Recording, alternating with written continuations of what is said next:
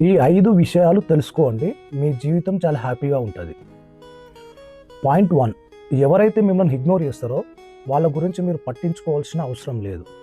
వాళ్ళకు మీరు చాలా దూరంగా ఉండండి. వాళ్ళకంత రెస్పెక్ట్ ఇచ్చి దగ్గర అవుదామని చూడవలసిన అవసరం లేదు. పాయింట్ 2, మీ బాధను ఎవరికి చెప్పుకోకండి.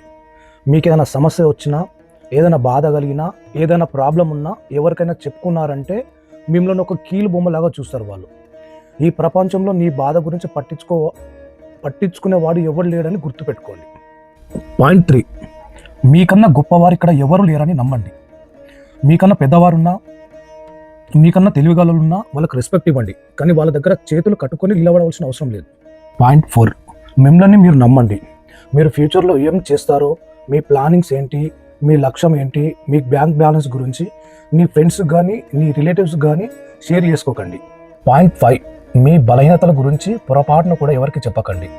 మీకు దగ్గరున్న వాళ్ళకైతే అస్సలు చెప్పకండి.